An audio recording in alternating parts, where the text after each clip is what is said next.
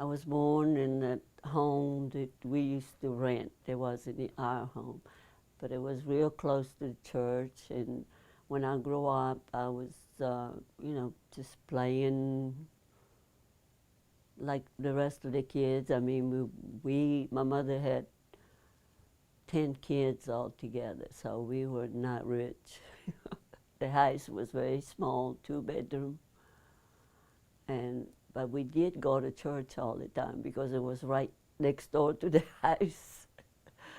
So, just grew up happy. We were a happy family, a lot of music in the house, and got along with my brothers and sister.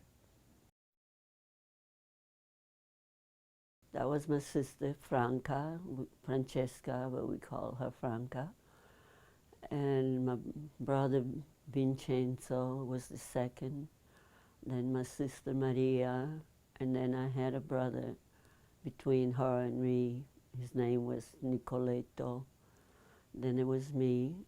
Then I had another brother, which died when he was a year old, so I never got to know him. And his name was Leonsko, which is kind of hard to pronounce even for me. And then my brother Umberto, no, my sister, Pupetta Cristina, my brother Umberto. Then I had a sister, Assunta, which died also when she was young. And the last one is Graziella. She's still living in Milano. She's about 14 years younger than I am. So she had children up to 46 years old. Yes, I do. I speak with my sister every Sunday, which we speak the dialect. Trieste's got their own dialect. So that's what I talk to her, but it's Italian. I mean, it's just a little bit different the way we pronounce, but I still know Italian, yeah. My father met my mother. He was in Carabinieri, which is an order in Italy, and over there you can't get married. When you meet a person, I mean a girl, you can't get married right away. You either get out of the army or you stay in, and then get married. So he was from Ceraso, Salerno, which is the side of Italy. My mother was actually Yugoslavian that time. And she didn't speak, the Italian very good because all they did is spoke Yugoslavian. So he met her and he went out of the army, married her, and then he got a job working the streetcar like they have in San Francisco. It's one similar to that. And my mother was a homemaker, and poor thing, she had a hard life because, the money wasn't that much, but she took care of us. She cooked and did everything. The Italian soldiers, if they meet somebody, they got to be in the service for at least 2 or 3 years before they can get married.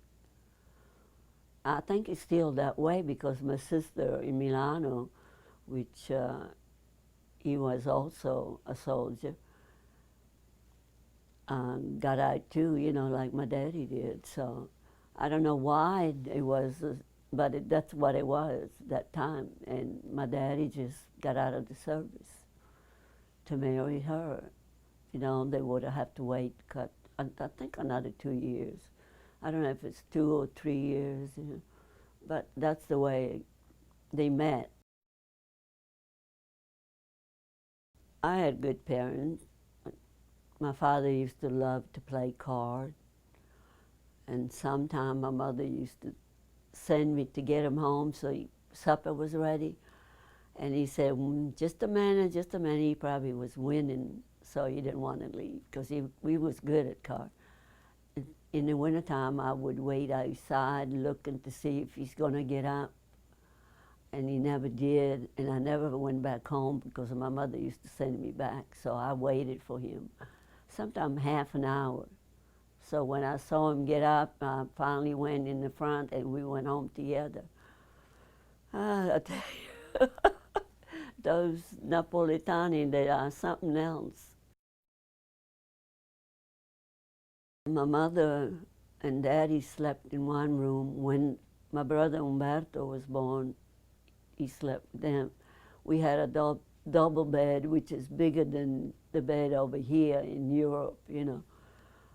Two of my sister on top, and we would me and my other sister would be on the bottom, so we get the cold feet in the wintertime when they used to come to bed. In fact, they used to send me up 10 minutes before because I got warm real quick, and they would come and I would yell. I mean, it was no fun, but we got along. And my brother slept on a small bed. Back then, you know, it wasn't like today. You could catch pneumonia and you die. That's what they had. I was a pretty good student, but I didn't really like to study, but I did anyway. And as far as friends, I was just talking to my sister. When you go to school over there, you take your snack with you. They feed you lunch. Although I don't remember, but that's what she said. She's 9 years older than I am, so I guess she does. But I had a friend, a Jewish friend. She was in my class, and whenever we had religious, you know, classes, she would go out of the room. But she bought me my snack with her snack every morning. She was so nice. I mean, I'm sorry I didn't keep up with, no, after we got married. But she had a good heart. She really, well, she knew that I didn't have a lot, so she used to fix, her mother used to fix one for her and one for me.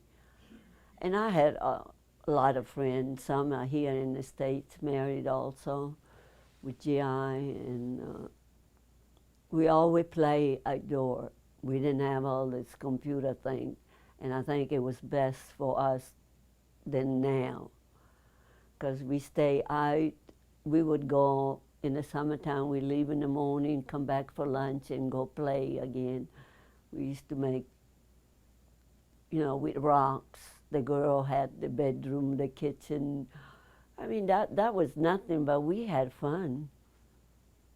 I never had a bicycle, so neither does, I did ride with my sister, my older sister, the bicycle for two, but we went far away with it.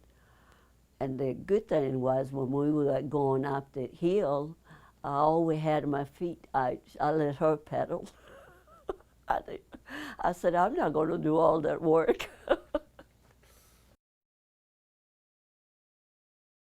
We just didn't have, my family didn't have the money to buy a bicycle. Nobody, I don't remember ever anybody had one. My sister rented that one. And we went far away because she had a she had a boyfriend that was stationed, you know, far, maybe an hour and a half, maybe even more. I don't remember, but it was a long way. So she rented a bicycle and wanted me to go with her to help her paddle, which I didn't do much. I was terrible. Yeah, my teacher, one of my teachers, she was from, not from Trieste, she was from Tuscany. And she really, you know, took care of me. She knew that I used to do play, and she would, you know, always give me the best part. And in fact, one night, it's really stupid, but one night, another friend of mine went under her window and started singing like serenade. When I think about it, I say, what an idiot.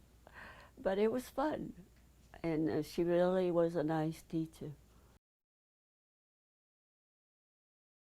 It's my family, my mother and daddy, because they went through a lot just to raise us, you know, and turn out as well as we did. So when I was young, I don't remember. I mean, we didn't have where we lived. You know, it was a street. People were going by. The house was right on an alley. Let's put it that way. So you couldn't. We play. Yeah, we play out there, jump rope and something like that. But I don't remember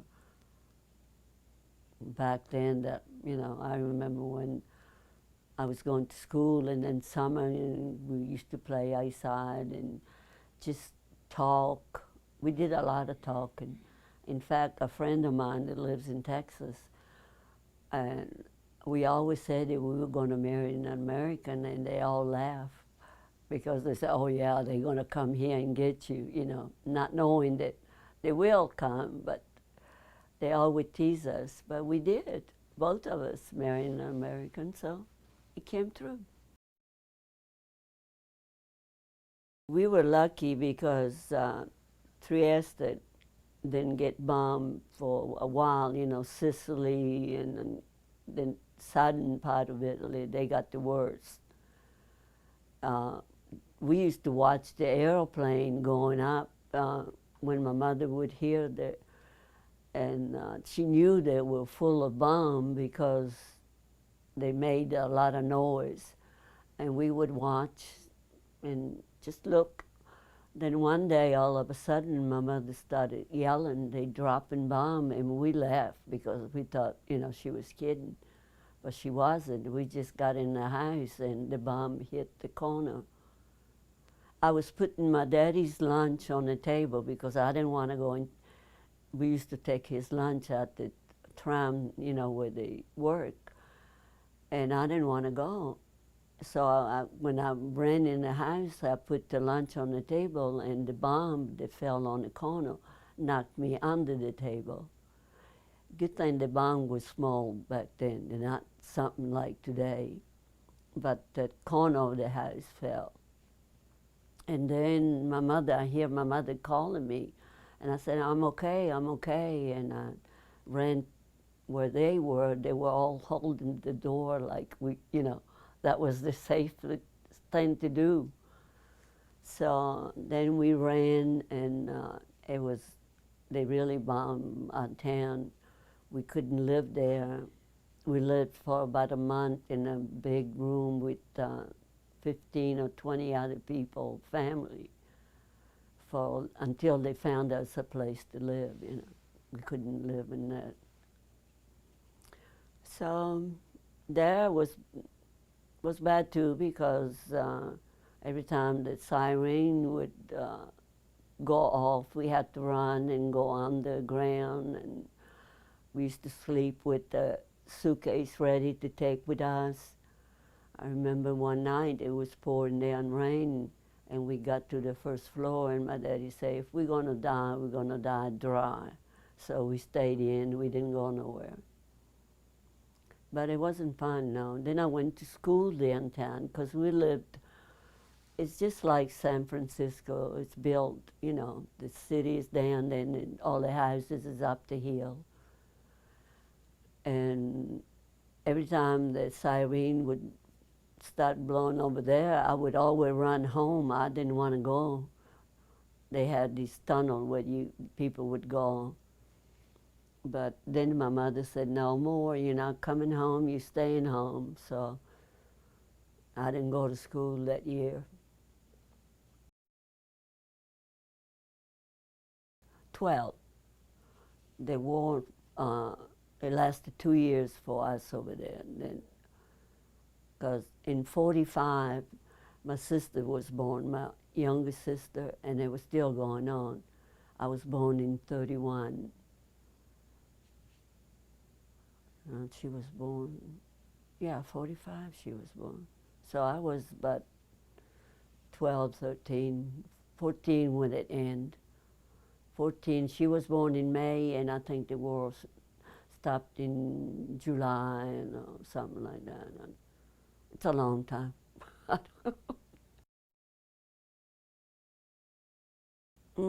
I was 16. I had a friend that was as old as my sister, 90 now, but was, young then. And she was working where I met my husband, and they had an opening. I was 16. I didn't, I didn't have any money, my mother couldn't give me money, so I told her, I said, Mama, let me go to work, but they didn't want to go, let me go because they don't know what, the American do, what they don't do. So, but this friend of my sister said, I'll be there with her, so I'll watch over. So that's the first day that I went to work. I walked inside the room, and my husband told this friend of his, see that girl over there? I'm going to marry her. The first time he even saw me, he said it right away. And I didn't like him. He wasn't my type. No way. I said I didn't want to have nothing to do with him. First of all, he was dark hair. I like blonde and blue eyes. Then he was, I have to say, everybody knows, he was Protestant and I was Catholic. And I said, no way Mama's going to let me go with a Protestant. But when you get to know him, I guess that's what happened, You can't judge a person the way he looks. You have to know him. They came after. He was lucky. He never got into a war. So he was 18 when I was 16. He was 18 when I met him. It was over. The war was over. The English came first. The New Zealand, which they are the nicest people you can ever meet. They really are. We really had a good time. They had tent in our backyard because they didn't have a place, a caserne, to go. So they were there, and they would fix oatmeal every morning for breakfast. That's what they would eat. And they would bring us all the oatmeal you want to eat, and I couldn't take it anymore. Every morning. But they were nice people. And he just came in, he came, I think, in 47 or 46. He came to Italy. He enlisted when he was young. Well, I knew that, that Yugoslavian people came, sorry, they came down first. And in fact, they almost killed my daddy because, see, at that time when my daddy got out of the service, you had to join the, fascist to get a job. It's just like over here, you have to be a member of, what is it? What am I trying to say, Brandon? Union, that's right, see, he heard me. And he was a fascist, and I was proud of to be. Mussolini did a lot of good things for us over there. The worst he did is going with Hitler. But as far as, have a place to go after school, we could he provide that, so we would go and we would have a lot of fun. So when they killed him, I didn't like the way they did it anyway. But anyway, so, my daddy had to, when they came down, they were going to take him and kill him because he was a fascist. My brother fought with the Yugoslavian. He went because the German was going to take him to Germany because he was working at the ship, making ship, And so he had to go. And one day, my mother was expecting her last baby that she had, Graciela. And every time somebody would see her, they would say, poor thing, she's going to have a baby, but her son, she doesn't know that her son is dead. See, they all thought he was dead up in Yugoslavia, but he came back home. So when they tried to get my daddy, one of the people that were there, he said, what's the matter with you? He had a son fighting with us, and you want to kill him? So, you know, it's just, we went through a lot, let's put it that way. Well, terrible is, you know, the war. You go through the war, and that's no fun. And what I still have in my memory, and I think it was terrible. We were under the tunnel, and this lady had another lady staying at home and was making bread for her. And she asked me if I would go and get her, that she would give me a loaf of bread. And a loaf of bread to me meant a lot that time. My mother didn't know about this, so I did go, and I had to hide in the door, you know, with the door, what do you call? You come in the door, and that outside is that little. Anyway, I was hiding by the door, and I saw German soldiers lying dead, and people taking their boots and belongings, things like that. And that to me was terrible. I mean, I still remember that. And then when I went back, I had to hear from my mother because she didn't know I was going, and then she got after that lady because she had two daughters, but she didn't send them, she sent me. And the worst thing was that I didn't get to eat the bread. My mother took it away from me, and we all shared. You know, I thought I was going to eat the whole loaf of bread. That was one of the worst things. And also seeing how they, you know, you don't treat a person when dying. They just pick them up and throw them in a wagon. And that's what they were doing right where we lived. We had a field. There was a lot of dead people over there. So I didn't like that. And I still remember, I mean, that's never going to go away. Of course, when my father died and my mother died, that was terrible too. That was the worst, because I saw my father, because we were living in Germany, but I didn't, you know, I didn't see my mother. I saw my mother. The funny thing was, I have three sisters.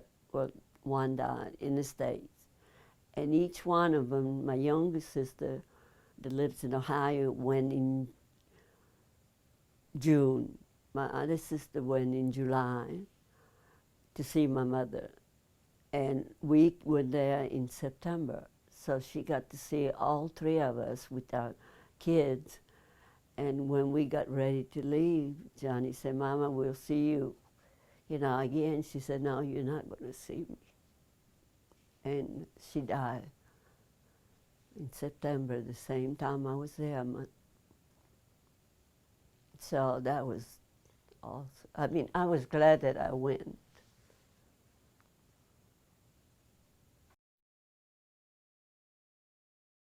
Mm. Well, I remember, you know, I remember my brother. I mean, but I wasn't very little. Umberto is a lot younger than I am, and I don't know, the I just remember going. Yeah, I remember when we were going to church. The month of May was every morning, 6 o'clock. All the kids go to church. My mother was that way. And my brother and my sister, two sisters, ran in front of me. And I told my mother, I said, "Let me go because I'm going to beat them to church." She was holding my hand. So she let me go, and I fell on a step, and I got a cut on my forehead. And I was little. I remember that. You remember being mean to your little sister? Oh, yeah. I remember when my sister, the one that Died. I know her, you know, my mother she always made me watch her. She was on a high chair, and I would go. I would be so mad because I wanted to go out and play. That's terrible to say. And I would call her Bruta Cativa, and she would make this little face, start crying, and I said, "Oh no, tu sei bella." which mean I would call her, "You're ugly and mean," because I had to stay with her, and then I would hug her, and I said, "No, you are beautiful." Well, she And remembers that very much. I do, because it bothers me. Because I love to see her face. You know how little kids start crying, they're making that cute little face first, and then they scream. But I did do that. I was mean. I shouldn't have done it. But I wanted to go out and play. And I was the only one there, so. My mother's sisters, they were older. And my grandfather, when I went to Salerno, he was old. But, you know, he was old because he was my father's father, so I know he was old. I don't know how old he was, but that's what.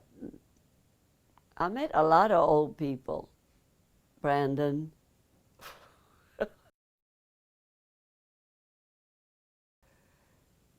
An asshole. And he was only 2. And that's him over there. We went for a Sunday ride with his mother and father, and my husband was sleeping because he worked night. And he wasn't even 2, I don't think.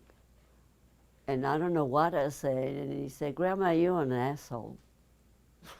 Like, if you want to leave Daddy there, it's him who did it.